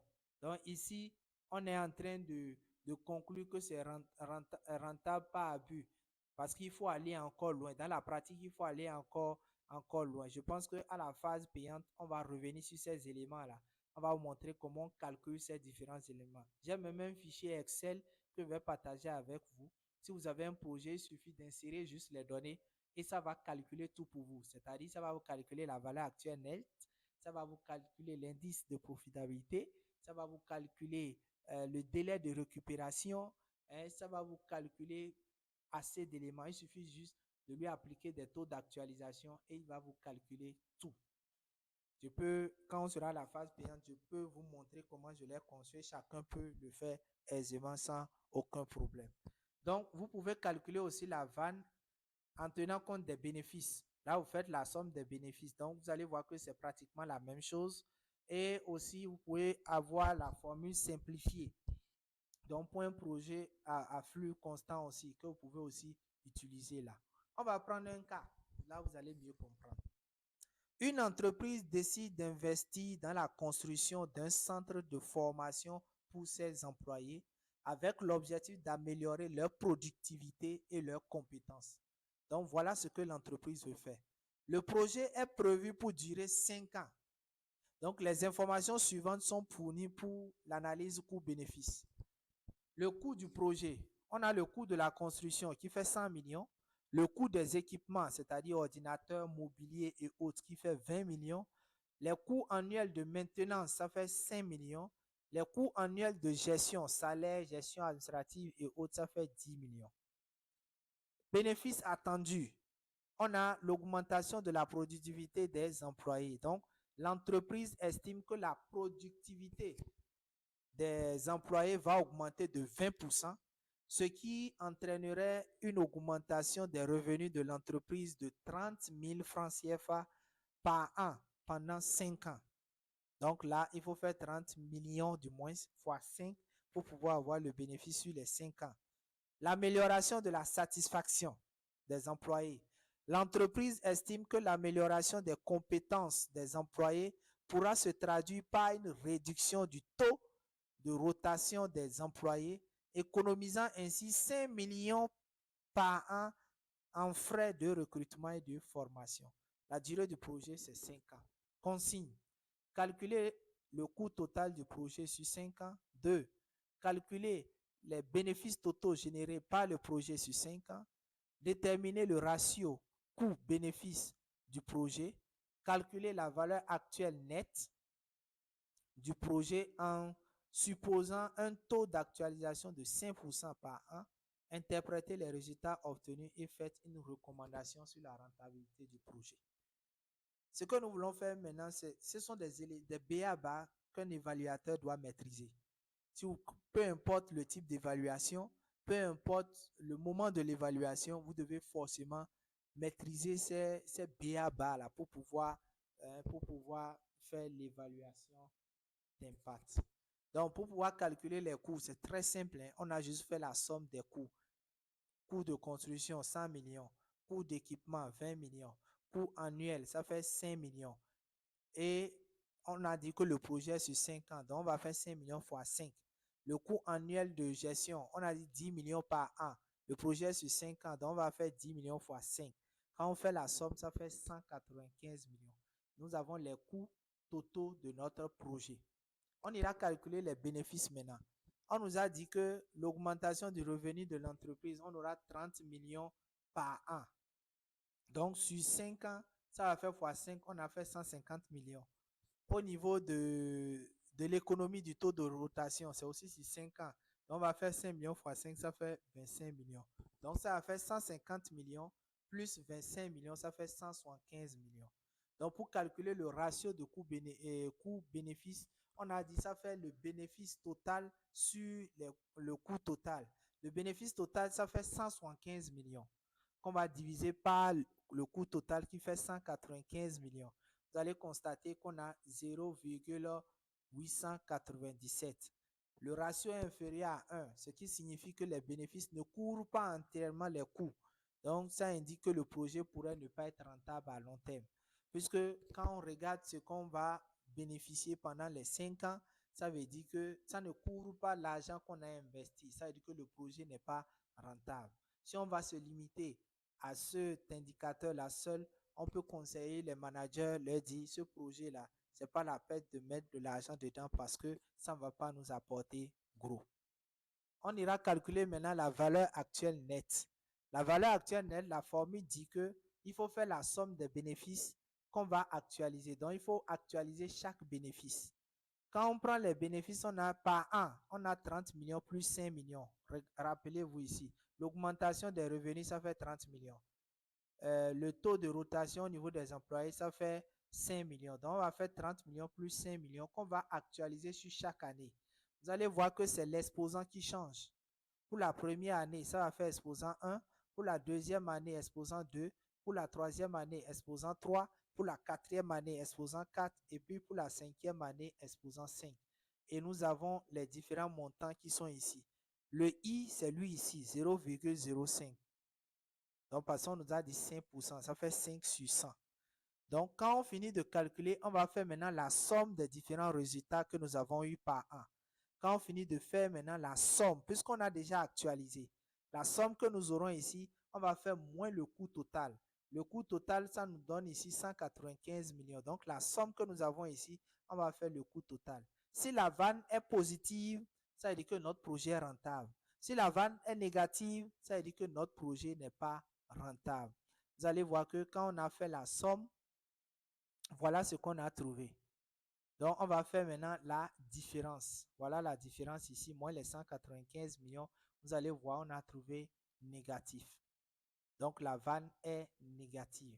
Vous allez voir que ici, le ratio était inférieur à 1 et la vanne est négative. Ça veut dire que maintenant, on peut dire tout aisément que notre projet-là n'est pas du tout rentable. Donc, on peut conseiller les managers, les dire, attention, on a déjà évalué l'impact de ce projet.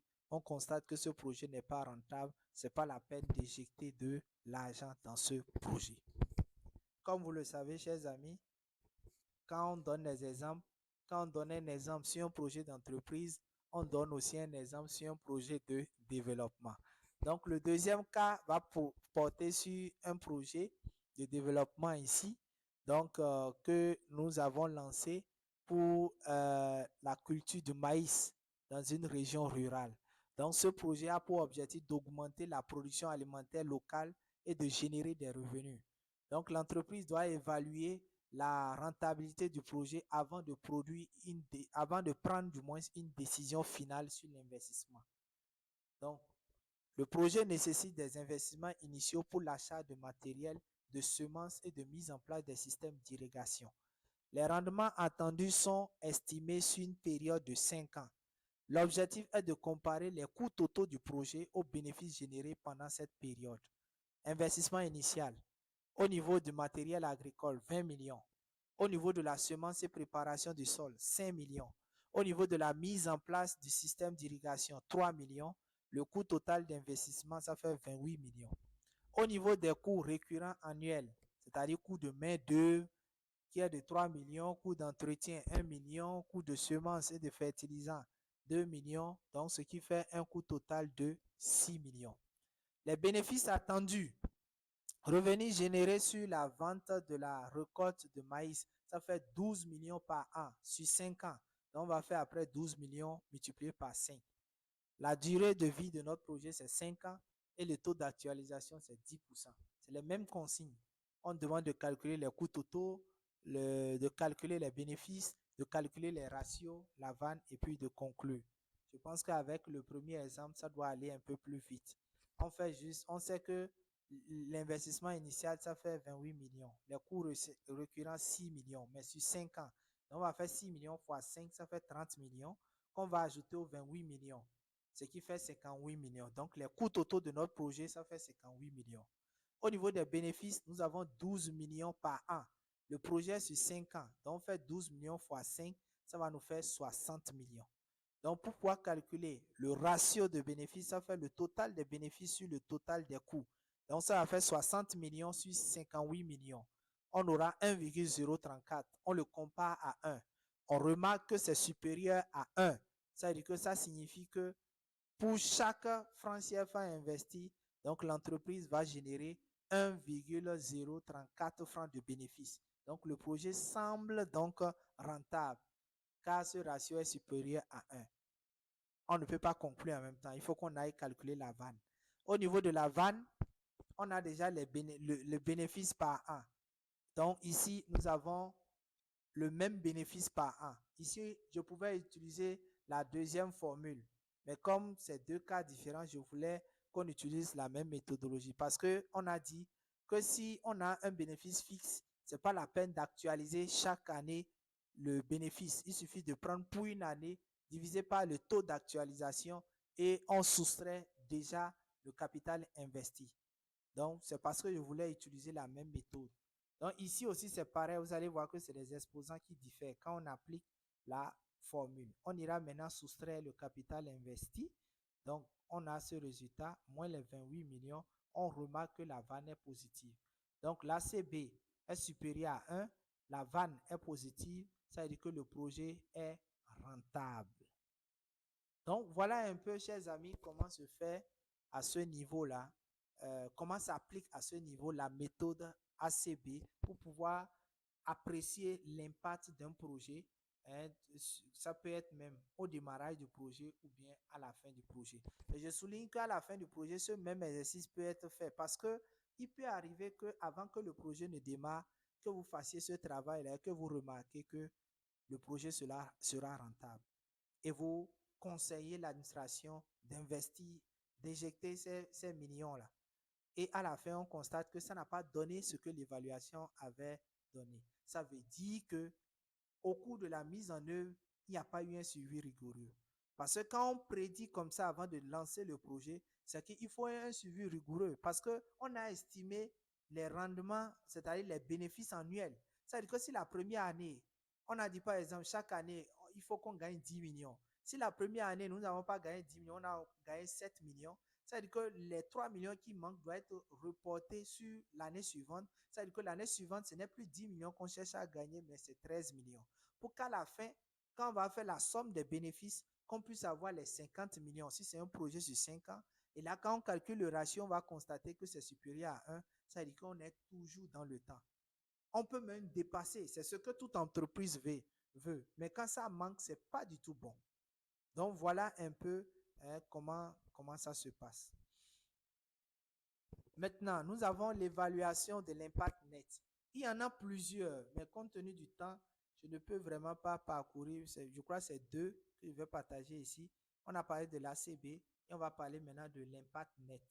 Donc, l'impact net vise à calculer l'effet pur d'une intervention en isolant les effets spécifiques causés par le projet, tout en prenant en compte les facteurs externes qui auraient pu influencer le projet. Donc, la méthodologie, c'est la mesure avant et après. Donc, l'impact net est souvent mesuré en comparant la situation d'avant et la situation d'après.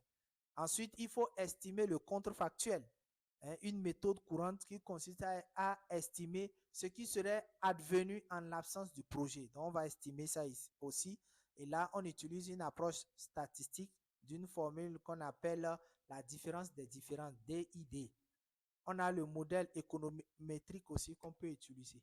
Donc, pour la formule d'impact net, on en a plusieurs. Donc, je vais partager ici 3.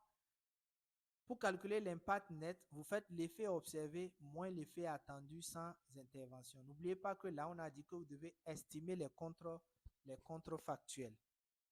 Donc, vous devez forcément estimer. Donc, la deuxième formule, c'est le changement. L'impact net, ça fait le changement dans le groupe traité moins le changement dans le groupe témoin.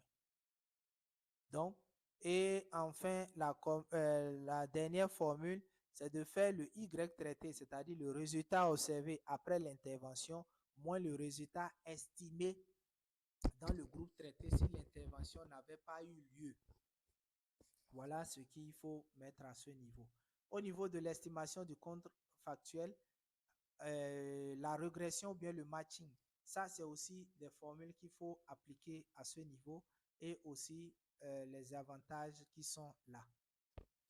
Donc, chers amis, il est 21h38. On a déjà dépassé largement l'heure, mais ce n'est pas grave. On va s'arrêter là. Vous allez flasher l'exercice qui est là et chacun va essayer de traiter. Demain, quand on va se retrouver, on va corriger là et puis poursuivre le cours. Donc, on va s'arrêter là pour les questions. Maintenant, si vous avez des questions, vous pouvez les poser.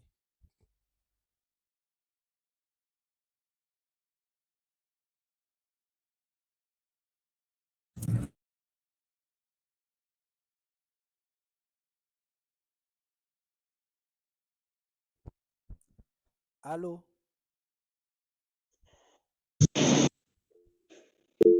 Oui, allô? Oui. Allô? On vous écoute. OK.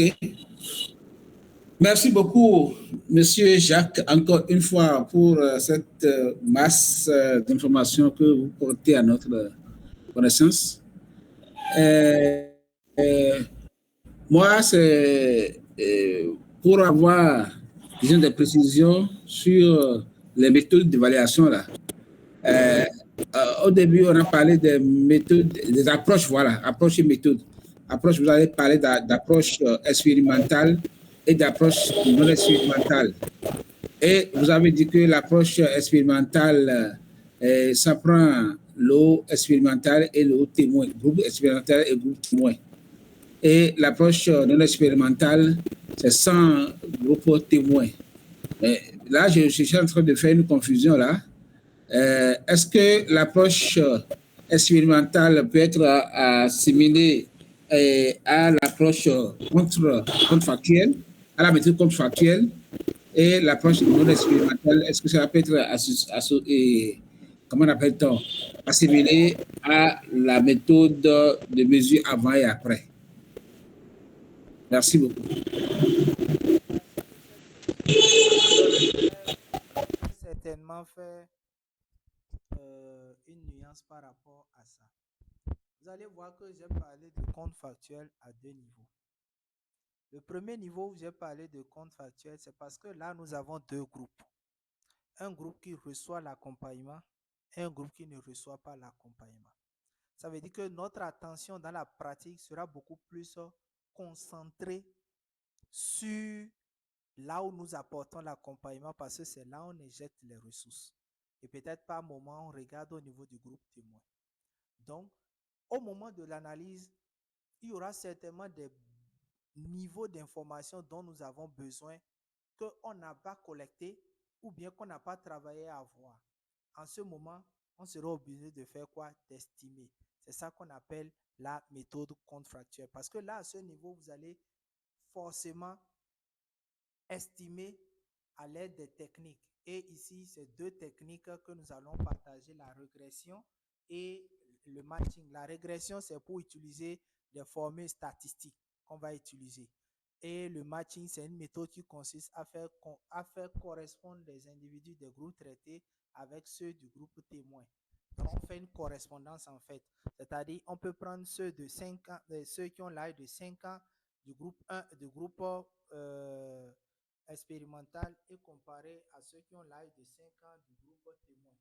Pareil, adultes, adolescents, vieillards, ainsi de suite. Donc, voilà comment ça se passe. Ça, c'est le premier niveau, ça. Maintenant, le deuxième niveau où nous avons parlé de contrefactuel, c'était au niveau de la méthode d'évaluation. Faites la différence entre l'approche et la méthode d'évaluation. L'approche ici, c'est englobant. Donc, soit vous utilisez l'approche expérimentale ou bien vous utilisez l'approche non expérimentale. Maintenant, quand on rentre dans une approche, chaque approche a des méthodes. Quand je prends l'approche expérimentale, quand il va vouloir l'appliquer dans la méthodologie, vous allez voir, il y a une partie où on a parlé de collecte d'informations, il y a une partie où on a parlé d'analyse. Comment vous allez analyser ces informations que vous allez collecter? Vous avez besoin de faire des calculs, vous avez besoin de faire des illustrations. Les calculs que vous allez les utiliser où? Ça ne peut qu'être soit des méthodes statistiques ou bien des méthodes d'analyse avec des logiciels comme SPSS ou bien R ou bien Python ou bien Excel. Donc là, en ce moment, vous avez besoin de ces outils-là pour pouvoir faire l'analyse. Donc tout ce qui est en train de suivre là, ce sont les méthodes qui vont vous permettre de pouvoir faire l'analyse des données que vous aurez collectées par rapport à l'approche que vous aurez choisie. Je ne sais pas si je me suis fait clair, monsieur Emmanuel. Bon, ça va aller progressivement. D'accord.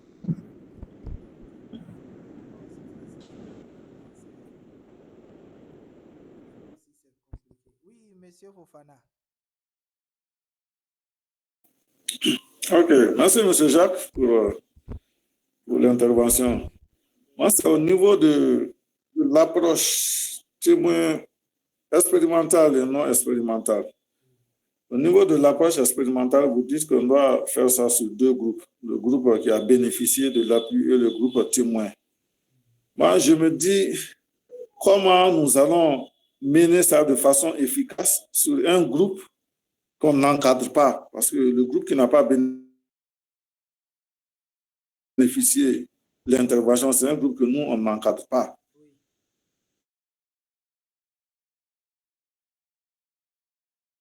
Groupe. Monsieur Fofana est là? Et chercher à comparer. Oui. Oui, ça coupe à mon niveau. Alors? Donc, je n'entends pas bien. Vous m'entendez maintenant? Oui, c'est bon maintenant, clair. Ok.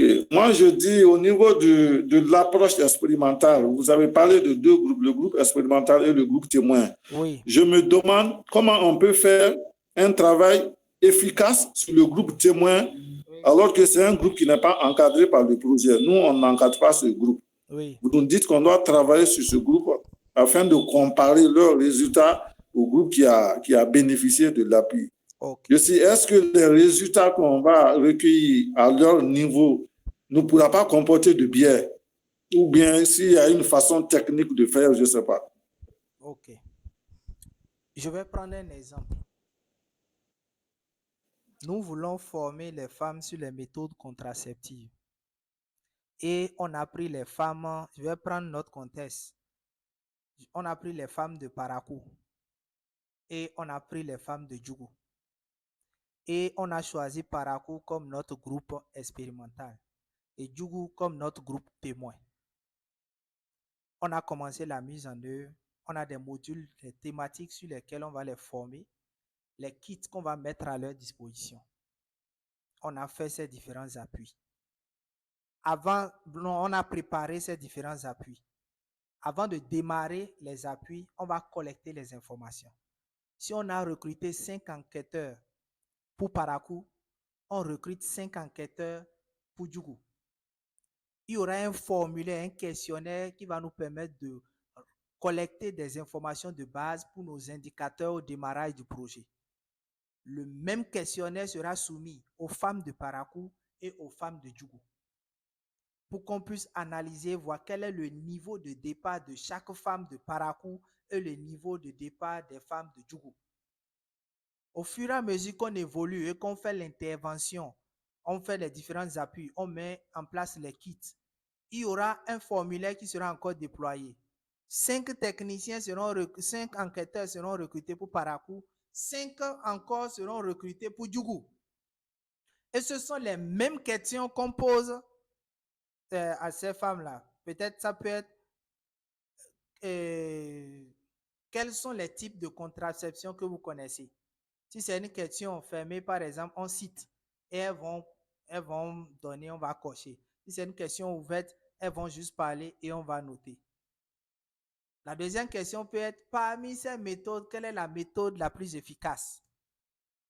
La troisième question peut être, quelle est la méthode qui est idéale pour les femmes au foyer? C'est un exemple que je prends pour les femmes au foyer. Quelle est la méthode qui est idéale pour les jeunes filles ou bien les femmes célibataires? Ceux qui ont reçu la formation vont répondre. Ceux qui n'ont pas reçu aussi la formation vont répondre. Quel type de contraception utilisez-vous? Elles vont répondre. Comment les utilisez-vous? S'il y a des spécificités, les caractéristiques par rapport à ça, on va poser des questions. La même chose se fera par Parakou, la même chose se fera à Djougou. On va collecter les informations. On suppose que ça fait 3 ans après. On est maintenant à la fin. On déploie encore un autre formulaire pour poser maintenant des questions, pour analyser maintenant en termes de résultats et effets. Qu'est-ce que ça a pu apporter? Est-ce que l'entourage a commencé par appliquer? Quel est l'impact autour du ménage? Par exemple, quel est le comportement de l'homme, de l'époux, hein, ainsi de suite, ainsi de suite. Autant de questions. Vous allez constater qu'à la fin, on aurait collecté sur la base de la même méthodologie des informations liées au groupe expérimental et les informations liées au groupe témoin. Et certainement, on va aller dans un contexte où les femmes qui ont suivi la formation ont choisi les bonnes méthodes qui sont adaptées peut-être à leur groupe sanguin, qui leur permettent de vivre aisément. Et elles peuvent maintenant contrôler les naissances aisément. Alors qu'au niveau de Djougou, bien qu'elles soient informées qu'il y a des méthodes de contraception, elles ne sont pas formées sur ça. Elles ne maîtrisent pas le type de contraception. Les contraceptions qu'elles mettent, qui les font grossir ou bien qui troublent leur cycle mensuel. Il y a beaucoup de choses qu'elles ne maîtrisent pas. D'autres même meurent même de ça. Donc, vous voyez déjà, on fait la différence entre les deux. Ça veut dire que là où on a eu l'accompagnement, on a eu beaucoup plus d'effets positifs. On a eu un impact positif en termes d'accompagnement, alors que de l'autre côté, on n'a pratiquement rien eu. Vous comprenez? Là, en ce moment, la conclusion sera que nos appuis ont apporté tel. Donc, ça peut être dupliqué maintenant à Djougou, à Dassa, ainsi de suite. Donc, voilà comment ça se fait, Monsieur Fofana, dans la pratique. C'est un peu pour montrer aux partenaires que sans son intervention, voilà la situation dans laquelle Parakou serait. Parce que Djougou n'a pas reçu, voici dans quelle situation Djougou est. Ça veut dire que Parakou était censé être dans cette situation. Mais grâce à leur appui, voici le changement positif, voici ce que ça a donné et ils peuvent en être fiers. Donc voilà un peu comment ça se fait dans la pratique. Je ne sais pas si j'ai pu répondre à votre question, à votre préoccupation, M. Fofana. Ok. Là-bas, c'est compris. Oui. Je peux aller sur la deuxième question. Hein. Je peux en même temps. Allez-y. Là où vous avez, au niveau de la vanne, là où on a le rapport bénéfice total sur le coût, oui. On dit que quand ce ratio est supérieur à 1, là, on parle de la rentabilité du projet. Moi, c'est à ce niveau, je ne sais pas, le bénéfice que vous faites allusion, c'est parce que pour moi, Le bénéfice, c'est ce qu'on trouve au-delà du coût. Par exemple, j'ai dépensé 60 millions quelque part, après j'ai eu 80 millions et je me dis, bon, j'ai eu un bénéfice de 20 millions. Oui. Mais dans la formule, quand je vois, il faut que le bénéfice soit supérieur au coût. C'est là-bas où je ne comprends pas. Non. Vous voyez, ici, c'est parce que je n'ai pas voulu utiliser le terme flux net de trésorerie, parce que ça va nous amener encore dans d'autres détails et on n'a pas le temps de pouvoir détailler ça. Ici, c'est une formule qu'on a mis à notre disposition et cette formule, vous pouvez taper sur le net, elle est universelle. Vous faites le total des bénéfices. Le projet va nous rapporter combien par an. C'est ce que nous, on veut savoir. C'est ce que nous, on veut savoir. Donc, quand on va faire la somme des bénéfices, les bénéfices qu'on a, normalement, ça doit dépasser ce qu'on a investi. Sinon, notre projet n'est pas rentable. Si je prends votre projet, par exemple, vous avez dit qu'on a investi 60 millions. On a pris 60 millions qu'on a investi. Et nous, notre objectif, c'est que nous voulons savoir est-ce que les 60 millions là, sur 5 ans, le projet est rentable pour nous. Vous avez parlé de 20 millions tout à l'heure, n'est-ce pas? Vous avez dit la première année, on suppose que vous avez eu 80 millions, n'est-ce pas? Le bénéfice, ça fait combien? 20 millions. Oui. On est d'accord, 20 millions. 20 millions. On suppose que la deuxième année, vous avez encore eu 20 millions. On est d'accord? Oui. Toujours avec les 60 millions investis. La troisième année, vous avez encore eu 20 millions. Investi, oui. La quatrième année, vous avez encore eu 20 millions. La cinquième année, vous avez eu 20 millions. Oui. Maintenant, on va faire la somme des 20 millions là, sur chaque année. Donc, ça va faire 20 millions fois 5. On est d'accord? On va se retrouver à combien? 5. 100 millions. Oui. N'est-ce pas? 100. Oui. Vous allez constater que sur les 5 ans, notre bénéfice nous donne 100 millions. On a investi combien? 60 millions. Ça veut dire que sur 5 ans, les 60 millions vont nous donner combien? 60 millions. On est d'accord? Sur 5 ans, là, les 60 millions nous ont donné 100 millions. Ça veut dire que dedans, vous allez constater que notre bénéfice dépasse ce qu'on a investi. Ça veut dire que l'entreprise peut récupérer son capital et il y aura encore un 40 millions dessus. Donc, pour que le projet soit rentable, il va falloir que l'ACB soit égal ou bien supérieur ou égal à 1. Ça veut dire quoi? Si c'est égal à 1, ça veut dire que le bénéfice est égal au coût. Ça veut dire que l'entreprise n'a rien perdu et l'entreprise n'a rien gagné. Mais l'idéal est que ça dépasse au minimum 1.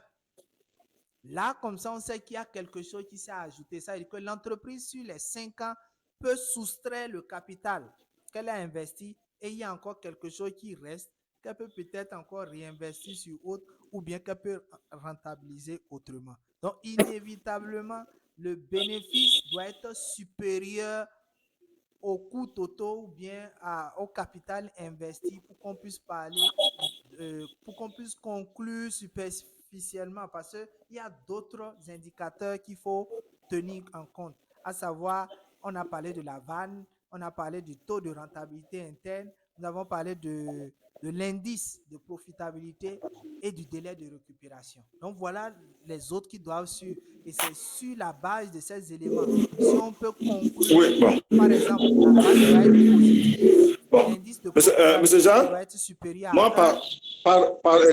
par exemple, sur le même cas. Oui.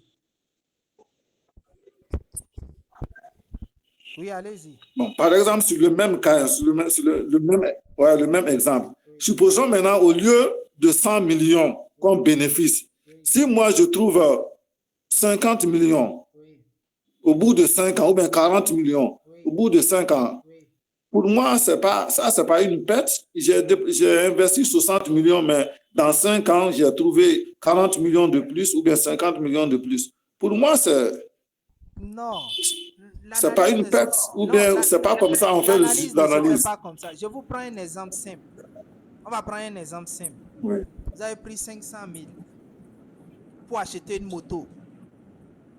Bon, je ne sais pas chez vous en Guinée, chez nous ici par exemple, on peut prendre la moto pour faire ce qu'on appelle Zemidjan, c'est-à-dire le transport en commun.